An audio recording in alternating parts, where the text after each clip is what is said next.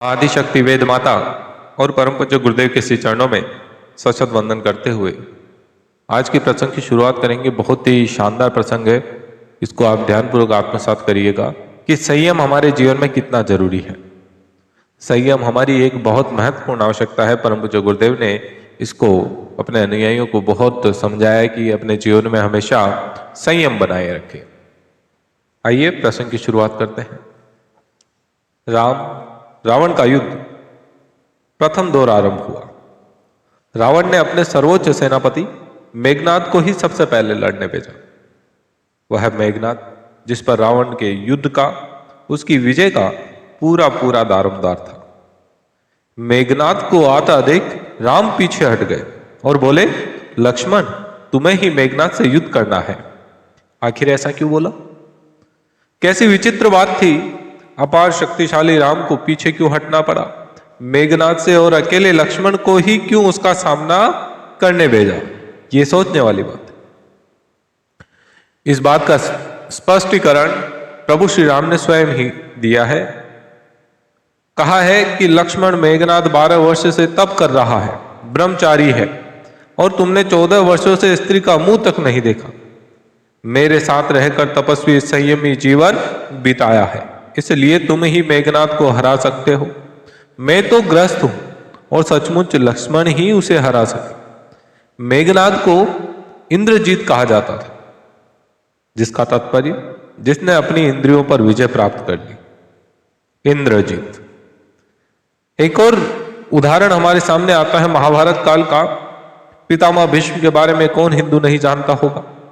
महाभारत का वह घनघोर युद्ध जिसमें श्री कृष्ण को भी अपनी प्रतिज्ञा भंग करनी पड़ी, उनके समक्ष हनुमान से लेकर महर्षि दयानंद, विवेकानंद तथा बहुत से महापुरुष संसार में जो कुछ कार्य कर सके, उसका मूल आधार उनका संयमी ब्रह्मचर्यपूर्ण जीवन ही था। स्वयं महात्मा गांधी का जीवन उस समय से प्रकाश में आया जब से उन्होंने अखंड संयम ब्रह्मचर्य की धारणा करी। इंद्रिय निग्रह से प्राप्त ऊर्जा को संग्रहित कर लिया जाता है और उचित दिशा में लगा दिया जाता है तो महान कार्य संपन्न होते हैं। और जब इसे विषय भोगों के छिद्रों से नष्ट कर दिया जाता है तो मनुष्य दीनहीन, असहाय, परतंत्र, परावलंबी बन जाता है। अपने शक्ति धन को लुटा देने के बाद मनुष्य थोथा होकर रोता है। अपनी शक्ति को संचित रखकर उसका सदुपयोग करने से ही मनुष्य का जीवन प्रभावशाली व महत्वपूर्ण बनता है। इसीलिए हमारे मनीषियों ने संयम ब्रह्मचर्य को जीवन का आवश्यक अंग बताया है, उसे आवश्यक धर्म कर्तव्य कहा है, धर्म का एक अंग बना दिया है।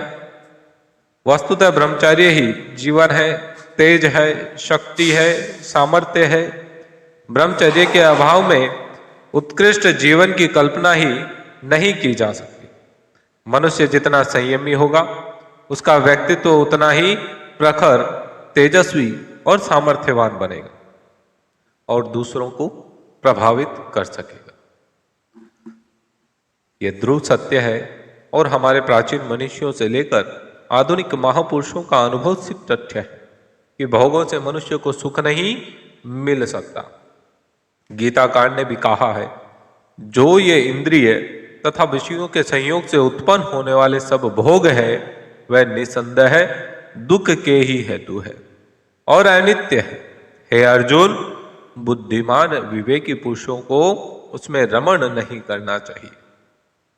प्रिय सज्जनों, आगे गुरुदेव लिखते हैं कि मनुष्य जब सुख की खोज में इंद्रिय और विषयों को साधन बनाकर प्रयत्न प्रारंभ करता है, मन बुद्धि को भी इसी ओर लगाता है, तो इसी प्रयत्न में अनेक दुखों का उसके लिए सूत्रपात हो जाता है। मनुष्य जब शरीर की आवश्यकता के लिए नहीं वरन रसना के माध्यम से अनेक स्वाद के आनंद के लिए भोजन करता है, तो भोजन की मात्रा और उसके स्वरूप का निर्णय पेट न करके जिह्वा करने लगती है। जीव की तृप्ति के लिए मनुष्य तरह तरह के सुस्वाद भोजन करता है और परिणाम क्या होता है? रोग, शारीरिक कष्टों के रूप में हमें मिलने लगता है। यही बात जननेंद्रियों के संबंध में है। उसका उपयोग संतान उत्पादन के लिए होता है उसके साथ जुड़ा हुआ सुख तो प्रकृति का एक पारितोषिक और वरदान है।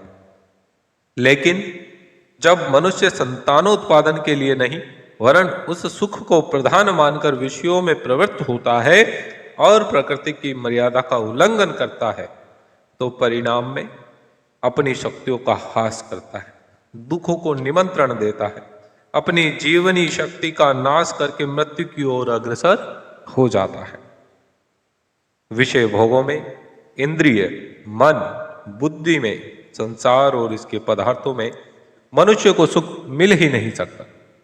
जिसे हम सुख समझते हैं उसके बदले बड़े दुख के रूप में मूल्य चुकाना पड़ता है। जब तक वह सुख नहीं मिलता तो उसे प्राप्त करने की बेचैनी, फिर भोगते ही वह समाप्त हो जाता है।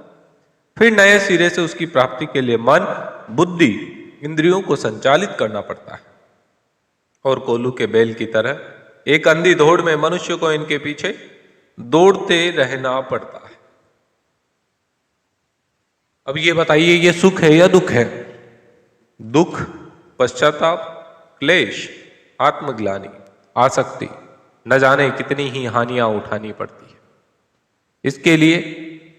और इसमें कोई संदेह नहीं है कि विषय भोगों में हम जितने लिप्त रहते हैं उतने ही मृत्यु और विनाश की ओर अग्रसर हो जाते हैं। क्या आपको उस व्यक्ति की घटना याद है जिसने एक सुंदर फूल देखा, देखकर उसका मन मचलाया, ललचाया, उसने उसे तोड़कर नाक से सूंघा और वह दर्द के मारे चिल्ला उठा? क्यों? क्या हो गया ऐसा? उसने इतनी जल्दबाजी मचाई कि फूल के ध्यान से देखा भी नहीं, फूल के ऊपर अपना फोकस नहीं रखा और फूल के अंदर एक मधुमक्खी बैठी थी। जैसे ही सूंघा उसने, उस मधुमक्खी ने उसे डंक मार दिया। वह दुख से तिलमिला उठा। विषय भोगों का सुख भी इसी तरह है। वह हमें लुभावना लगता है, हम उसमें लीन होते हैं, लेकिन परिणाम के दुख के जहरीले डंक से भी हमें घायल होना पड़ता है। ये बात हमेशा याद रखिए साथियों। जय श्री राम।